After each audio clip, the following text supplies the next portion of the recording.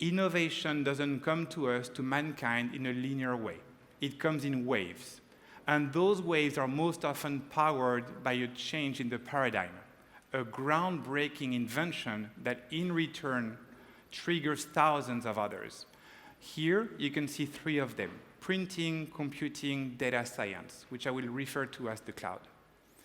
And each of those revolutions has triggered thousands of others. And if you take an organization like Encyclopedias, they've had a life and they've had a business model, a technology model in the era of printing, which we all familiar with because most of us here, we were already alive when they were printing encyclopedias. And then in the age of computing, that model changed completely. And we saw CD-ROM-based encyclopedias. And today, in the age of cloud, we have a third and very different way to access knowledge. In that industry, encyclopedias, not a single human organization made it alive from one wave to the next. Not a single one. This is not an exception. It is the rule. 85 to 90% of human organizations fail to continue existing from a wave to the next wave. They invented themselves in a certain way, and they live and die with this way of being there. However, there are a few outliers that have a different fate, and those are very interesting to us when we talk about transformation. This company, for instance, a traditional card manufacturer, printing cards, Hanafuda cards, in the 19th century called Nintendo. And in the age of computing, they thrived. They had the GameCube, they had the Wiimote for motion detection, and they were a powerhouse of computer-based gaming.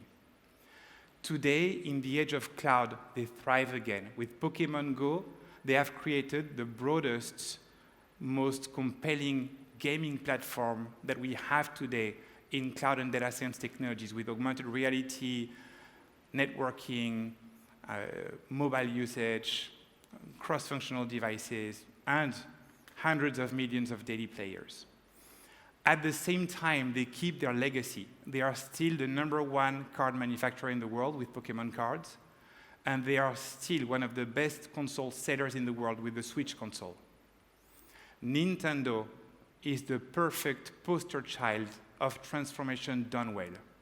Every new wave they adopt, they embrace, and they thrive and expand with. So at this point, we should ask ourselves, what is the difference between encyclopedias and Nintendo?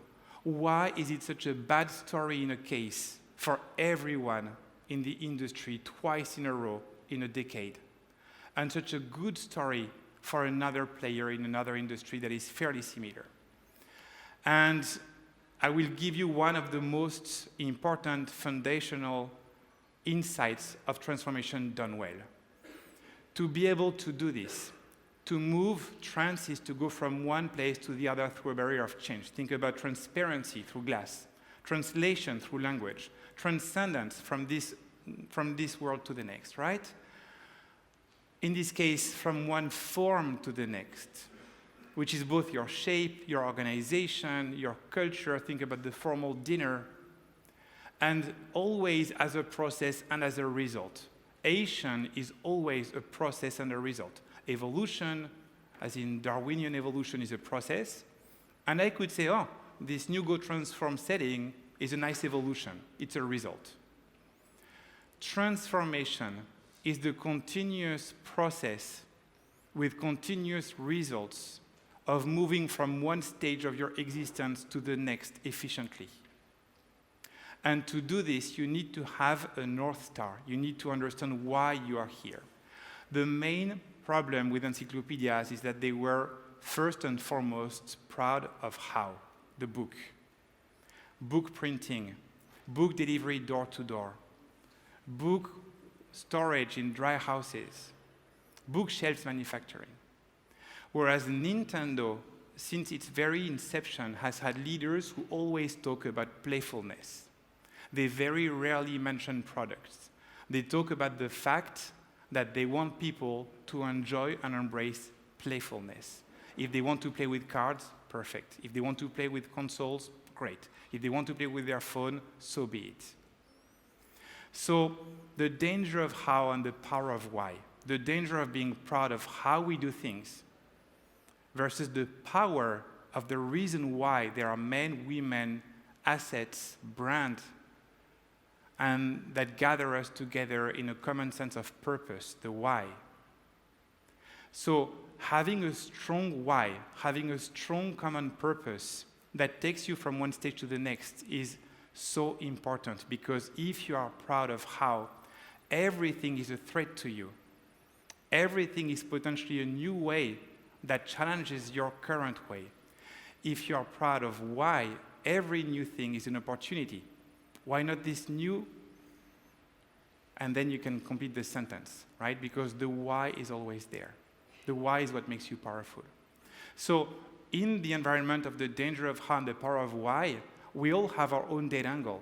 What is the unseen, unforetold dimension that we are too proud of, right? And we have to prod them. We have to try them to say, all right, I have my why, I have my mission statement. How do I adapt things that I take for granted and that maybe tomorrow will no longer be there, like the books for encyclopedias? And this is one of the most challenging parts of transformation, but also a way to liberate yourself to go to the next step of your journey. And this is what we want to partner with you to achieve, and I will tell you more on how.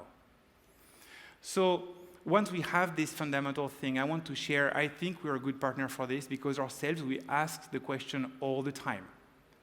How versus why? You might wonder, what is Google? A search engine that does self-driving cars? How did we go from this to that? What is the common thread? What is the logic behind all of it? Well, at some point, we need to have a consistent story and a consistent mission statement. Google is the company that wants to share information. Maybe you know this of us. We were founded by Sergey Brin and Larry Page, and Sergey Brin is the child of a family of political refugees from Soviet Russia. The purpose of his work, of his life at this point, was to create information systems that could not be doctored, hijacked, or manipulated, because he knew from his parents how grave it could be, how dangerous it could be for the life of a healthy society. So he created a tool that is very hard to hijack or to summon or to manipulate to share information. So we can share information by searching for it, by sending emails, by watching a video on YouTube, on a laptop with Chrome, or on a number of other ways, like maps. And those are all different ways to share information. This is our purpose, our why, sharing information. And with this, we have had the need to create other letters in the alphabet, because we shared so much data that at some point it made sense to use it for health. And that became Verily. For transportation, and it became Waymo. And so today, we are a collection of purposes, and we try to make sure each purpose is distinguished from the others. One of them, Google's purpose in the Alphabet ecosystem, is about information sharing. And yes, there is information in a lot of different parts of our society, of our economy. So sometimes it gives the impression that Google is everywhere. And I have that impression myself at times. And I recognized how disturbing it can be, and so I'm more than willing to discuss this with you and the consequences. But the reality is that we're only doing one thing and trying to do it as best we can, which is to share information. With that mission statement, that purpose, which you might have heard because we are vocal about it, sharing the world's information, making it accessible and useful, trying to make sure that no one can hijack, manipulate, or doctor information. We find that there's a number of ways to express this. I've mentioned some of them a moment ago. And for instance, these applications you see here, which I have partly mentioned, all of them have more than 1 billion daily users. So they are significant today to mankind, in general, to our civilization. Yet, each of them is a step of the journey, and we are willing to take a fresh look at them when we need to and question them. Is this how the best way to do things? We were not born as a company at Google in the age of machine learning or artificial intelligence. We were born as a company in the age of computing and mobile phones. And at some point, we need to think, okay, maybe we need to rethink about those products. And so all of them have been entirely recoded to leverage data science. And it was a profound statement of evolution, of transformation that we wanted to give ourselves and that we wanted to share with others. And in this case, those applications, even though they look the same and the feeling is the same because it's very gradual, they are completely changed from what they were even 3 years ago. And I want to share with you why we needed to change, how we decided to do it, and how we think it applies to everyone else running with the same technologies that we are running. So let's go back to the core. Why are we even talking about this right now? Why not just a continuation of IT and we would say, hey, there was printing and now there is computing? It's because the computing power has extended to such a broad reach and level that it has changed the rule of the game.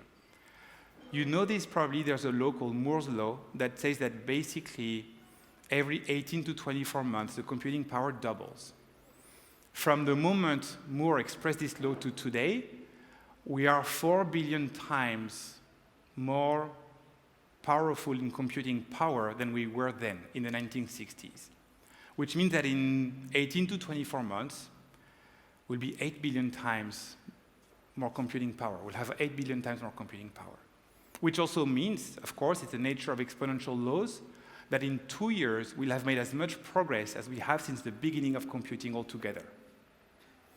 However, this is not an equal game, because this is on a certain type of chips, general processing units. But today, we create new chips that are meant for the purpose of data science. They are called TPUs, TensorFlow Processing Units. These chips are 50 times more powerful. And every generation is 50 times more powerful. It's a whole level of difference from one exponential curve to the other. And it creates uncanny effects. So if you would have a model to train, so I will talk more about this, but try to anticipate the future of a data stream, and that would take a full day with a normal processor.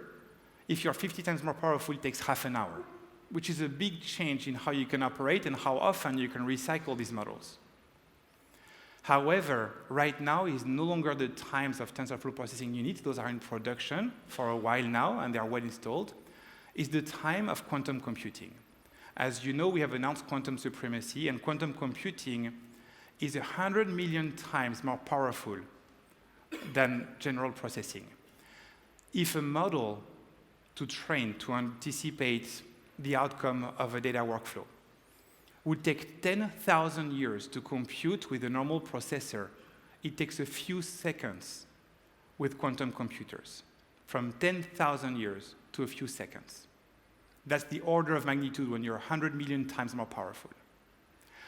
That computing power, that raw computing power, will profoundly change the way we think about everything in the world. It is the reason of this new wave that I have mentioned at the beginning of my explanation, my keynote to you.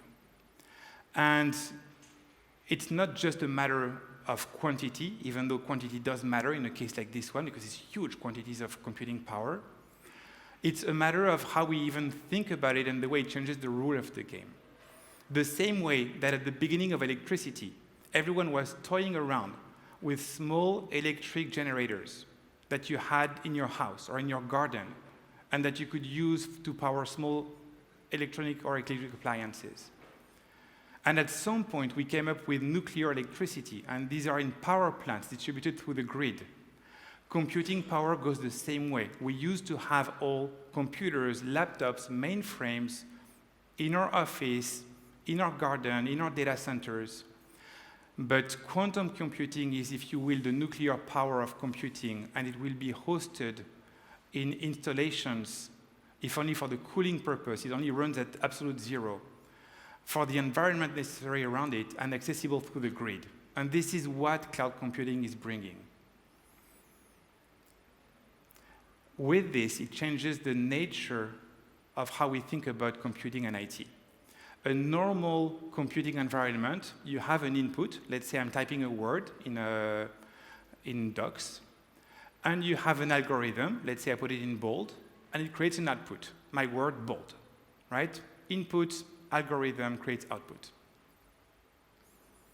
In the world of data science, because of this raw computing power and of the new technologies and software we use with it, we are changing the nature of the equation towards this new thing. We have an input and an output, and it creates an algorithm. So I'll give you a concrete example. Photos, Google Photos. I can take the input, which will be, let's say, all my photos, maybe 20,000 photos, my lifetime of photos, and I will give an output. I would say, hey, this is a picture of my son, or of my cat or my dog. And from the input to the output, the model will create software, will create algorithm to recognize my son or my cat or my dog throughout the 20,000 photos. And this is my reason to use something like Google Photos. All the input and the output is provided, and it generates software. And that software helps me categorize, perceive, document a huge amount of data, and that is useful to me.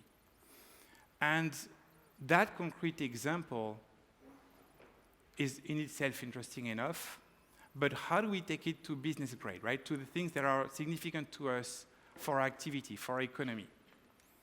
So I want to share this. In the age of printing and paper, you could just jot down numbers and then see trends. So let's say, for instance, in this case, you would have a first square feet and prices. You know, maybe I say I have a house, 1,000 square feet, and it costs $100,000. I have another house, 2,000 square feet, costs $200,000. Hey, there's a new house on the market.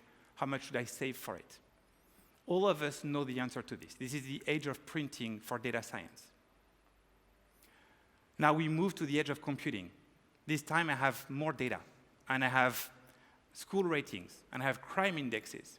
And I say, oh, there's a new house on the market. It's 3,000 square feet, has 10% crime index, very low. 10 out of 10 school rating, very high. I want the house, fantastic house. How much money should I save? No one can say just by reading this anymore. We need software. So we need an input, an algorithm generates an output, and that output will be the money I should save and the price that I might command with this house. Now here's the problem, is that no one buys a house this way. If you've ever contemplated to purchase a house, or actually purchased a house, you didn't put 3 factors in a spreadsheet. You went there, you visited the house, you felt good in the house, your wife smiled, your children were happy, and you decided to buy the house, and for this you paid more than the others. So it's very irrational. You had a crush on the house. And because you had a crush, you got the house. So it's actually a completely irrational market, because anyone who buys a house is actually someone who overpays. How do we account for this? How do we calculate this? So this is when we need to move from a spreadsheet to a data model. If I give a data model sound bites, photos, square feet, all the elements of environment, the hundreds and hundreds of factors that give you a crush on a house. And on the other hand, I say these are all the prices that all these houses have garnered in the last 10 years. That model is going to run and say, hey, this new house will have 95% chances to generate a crush effect that will be worth on average $100,000, right? The model works to document, to anticipate, and to work alongside one of the most complex things that we can ever harness, which is human behavior. We don't work like spreadsheets, and the information systems we need should not be just spreadsheets. It should be elements that are rich enough, with different kinds of data sources, documented enough, powerful enough, that we can understand, categorize, perceive, recommend with humans, that make human decisions that are not just based on 3 numbers, but on intuition, on taste, on personality. And this is what data science is bringing to us. I will give you concrete examples of this and how it applies. But this is so important that as I am speaking, every human organization on Earth, governments, hospitals, school systems, enterprise, are going through a new journey, a data journey. And this journey has 5 steps. They are the same for every human organization. The first step is data culture. And I think you are on a great start in this. When I hear you, when I see what you're doing, when I discover the current projects, I'm amazed because not every organization is advanced as you are. What is the data that is core to our business? How do we capture it? How do we leverage it? Data culture. How do we make decisions based on it? Then, consolidation. You cannot afford to have data in 5 different systems that cannot speak to each other, right? In the age of data science, it's a cardinal sin to not be able to have interoperability and data lakes. So consolidation. Then mining. What is data mining? Sorry, go back there. What is data mining? It's the present of things that I can understand and analyze how things are going now. Mine data to see the present. And then data training. Data training is when I know my present, I have done good analytics, and then I run models, the famous neural networks, that will organize this data to help me anticipate what comes next and reach the world of the future. Prediction, recommendation. And at the end of this journey is data mastery. Data mastery is when you have a platform of data where the digital fabric of your business lies and that you are the orchestra conductor, and when you have a new business idea, it plays seamlessly in your data platform. And I will give you examples in a few minutes. So this 5-step journey is common to every human organization, and I will show you how. And it's important to understand that we are all on this journey. Most organizations are between 2 and 3, consolidating data and making sure that they know how to mine it. Sometimes their data culture is not there, so that's an issue. Less in your case, but sometimes it happens. And training and mastery is still ahead of the curve for a lot of organizations. But this is the journey. And on this journey, I will zoom in a few of the key elements. The first one is consolidation. The same way that people used to sleep with money under the mattress because it was safer, or so supposedly safer. At some point a few hundred years ago, 400, 500 years ago, that money moved to the banking system because actually it is safer in the bank, and also mostly because this is where your money works for you. You have return on investment there. The exact same thing is happening today for data. A lot of organizations are sleeping on a mattress full of data, and that data needs to go to the banking system. Not because it's cheaper or safer, even though it's actually cheaper and safer, but because this is where it works for you. This is where you have return on investment on your data. And the banking system of data is, broadly speaking, the cloud system. Once this is consolidated, the next question is, how do we mine? How do we leverage? So this is a small model. It's a simple model. And it has 5 categories. You see these words in red. These are the 5 things that you can do with data science today that are very useful to business and which we will use this afternoon to work together on the future of your business, what we call business hackathons. The first one is perception. This is, in my example, retail, but apparel retailing, clothes retailing.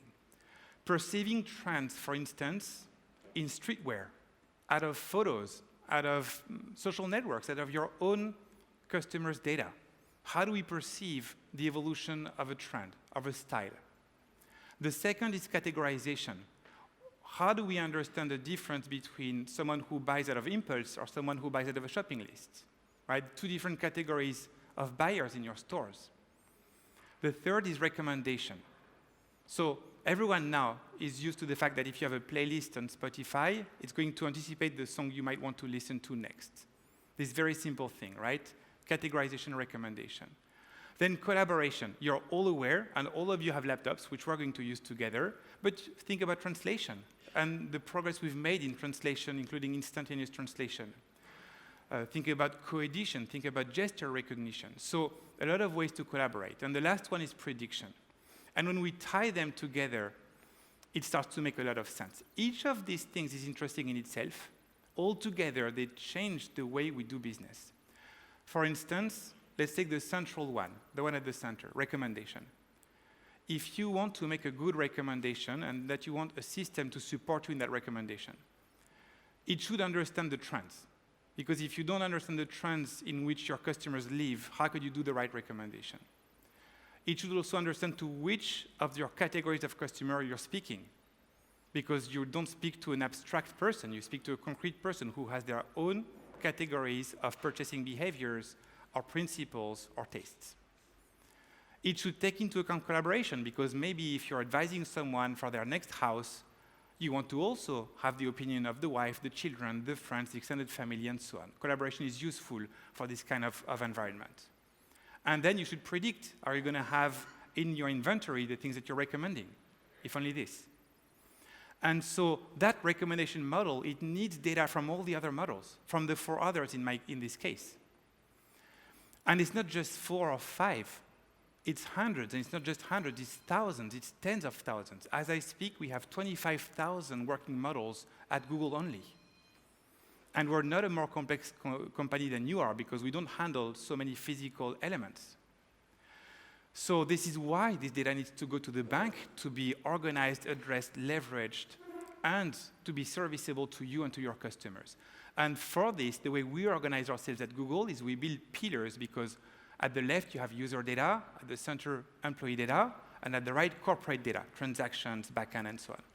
And this is how our technology works also. So the assistant and the 9 billion applications I showed, they leverage user data. G Suite and Docs and Drive, it's here to share employee data in the life of the company.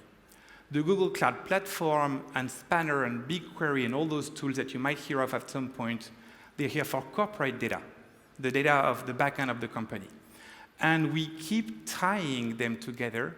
We keep connecting user data, employee data, corporate data for you to leverage so that you can keep tying them with business, that it makes sense for your business.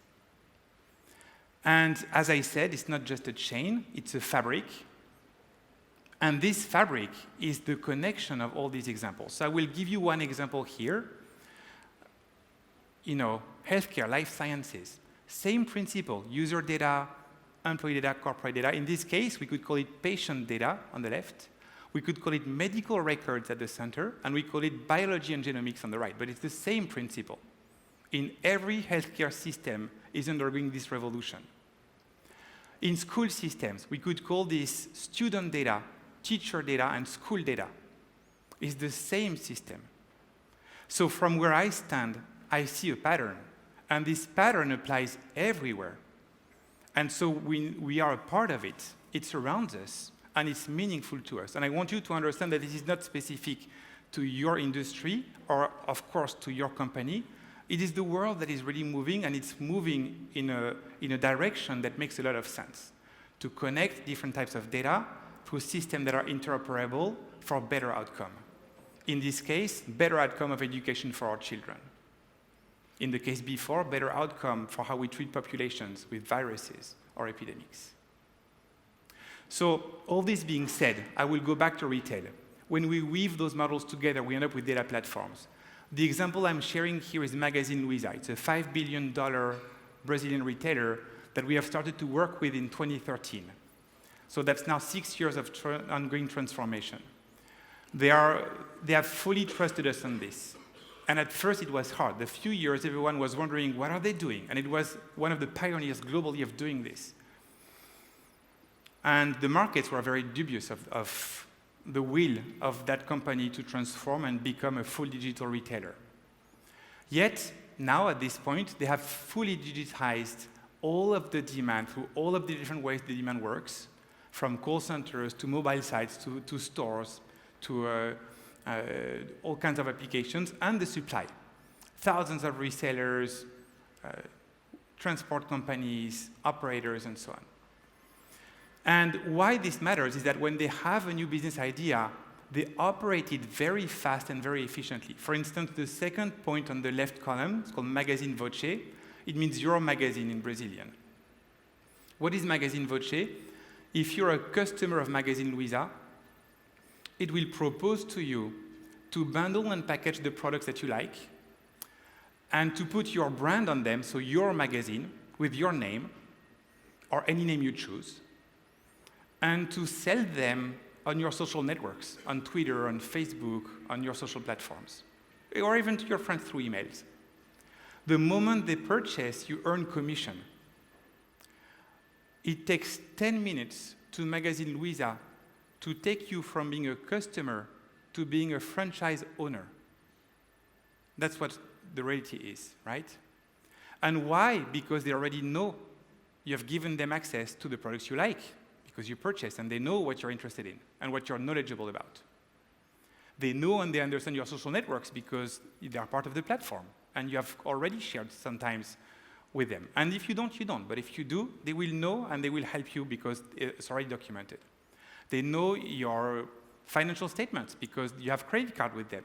So they know how to give you money back if you earn commission. They don't need to ask you again. It's already there in the platform. So all the elements that can take you from being a customer and buying from them to being a franchise owner and reselling for them are actually already in the platform. And so it takes you 10 minutes to go from one to the other, and it takes them 3 months to build a whole new business model based on this idea.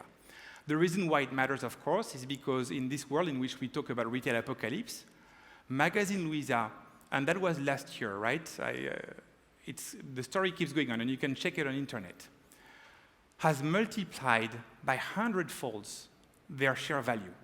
At the moment as I speak, it's by 500, right? The difference between their value 3 years ago and their value today is multiplied by 500, 50,000% increase in 3 years. Based on booming, soaring sales numbers. They are redefining the game of sales in South America. And in Brazil, they are the alpha player. Every other retail company or e-commerce company you know of is trying to catch behind them because they have the best of physical world, stores, presence, trust, brand, people, and the best of digital world, data platform. And this combination is impossible to match, which is why someone like Amazon spends $13 billion in cash to buy Whole Foods. They don't know how people handle a grapefruit. They can't operate like this. There is no player like you in your market that could operate like this. This is your chance. This is not the continuation of what was there before. This is the legacy of real companies with earned trusts, with local presence that can embark on digital platforms and completely transform the game. And it's just one example among many, but I thought I would share this one with you for retail. This is not just them. McKinsey has predicted, and I have shared the link on this slide, and you will all get the deck that I'm sharing with you, that any company that in the next 5 to 7 years onboards a digital platform and embraces it fully will have the same kind of outcome. Any company that is lagging a little bit will have much lower outcome and a much longer period to get there. And any company that doesn't will simply go out of business. If you don't think that this makes sense, ask yourself, if 100 years ago a retailer said, I will never use electricity, how would they fare today? It's the same level of paradigm change. And of course, in the case of platform, the first entrants are very powerful because once Magazine Luiza has reoperated the entire platform of retail in Brazil, either you recreate it behind them or you just ask them the permission to go on their platform, which is what every other Brazilian retailer is doing right now. They are the orchestra conductor of their data platform and everyone else's for that matter. So the stakes are so high. This is such an important time in our life and in our civilization that most often the main question is, where do we start? How do we get started? What comes first? How do we operate? So this is the exact challenge that we're here to solve together, to prime the pump of change done right. The first thing I will tell you, and I will compare this to electricity again, is to have two categories of ideas. The light bulbs and the radios. The light bulb, you understand, is an increment on what was there before. Before electricity, there was light already. It was gas light or candle light. So electric light is just an improvement. It's a scale improvement. At the peak in 1920, there were 20,000 lampposts in New York. Today, there are 40 billion light sources in the streets of New York. But there is no such thing as a gas-powered radio. The radio is a net new invention of electricity. It comes with it. And same thing for us. We need to ask ourselves if we have the light bulb and the radio, inventions to scale and inventions to completely change the way we do things. And we have short-term and long-term. How does it work? How do we create a path to solution journeys, right, for our business and for our customers? Well, very simple thing. If it's something you can do fast, short-term, and it is within your culture, it's a quick win. For instance, migrating applications to the cloud, like ERPs, enterprise resource planning software like SAP or others, keeping them in warehouse, locally, undistributed, it doesn't make any more sense. So everyone is moving to the cloud, the quick wins. Same thing with e-commerce applications, things like this. Now, it can also be quick because the technology is there, but the culture is not there. So it's more like the radio, right? In this case, it's a disruption. For instance, voice activation. As you know, as we all know, voice recognition is there. It is not a technical challenge.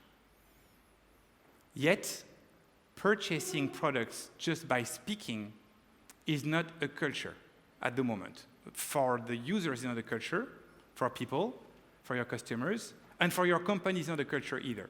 So it's a disruption. If tomorrow I have this new photograph that I created and that I worked, and that I want to frame it, and I just call my assistant and say, hey, find a frame for my picture, it's not going to work without you putting some effort and some thoughts into it.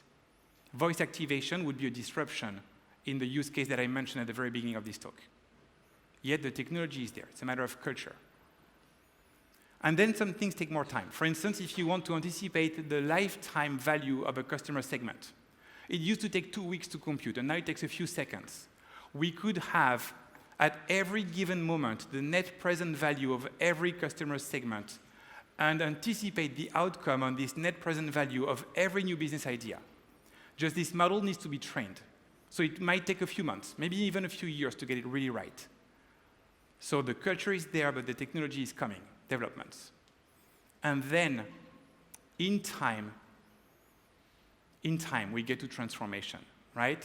To things that require a change of culture and a change of technology. So from quick wins to disruption to development to transformation is your roadmap to change.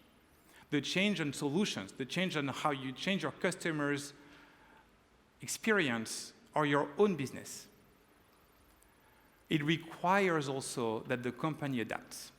So we have a very simple model, and I will show you how it translates very seamlessly in your model because we've worked this together. Our very simple universal model that we work with at Google in transformation. The core is the user. Why? Because if you're the encyclopedias 20 years ago and you improve your paper quality and you have a better cover and a faster delivery system, you still go out of business because your user has moved. They don't use books anymore for encyclopedias. So if you don't follow the user in times of change, you should question what you're following, right? So the user experience is the core of everything because where they move, you move. Around this, you need to empower people, that the people that you work with, beginning with you, and with everyone you work with, needs to feel empowered by technology. When I take my car and I have Google Maps to help me navigate the traffic jams and the roads that are closed, I don't feel threatened. I feel empowered. I feel better in my car with a good GPS system. Everyone should have a good GPS system in business that empowers them, that doesn't threaten but empower them. And we can talk together about how we do this. But it is a fundamental element of success in this. The second is constant innovation, because the light bulbs and the radio, they don't invent themselves. We need to go out there and get them, which is what we're going to do together this afternoon. And then the data platform, it seems obvious, but let's mention it. It needs to work. All around this, we need good governance. We need to understand when to invest, when to communicate, when to regulate.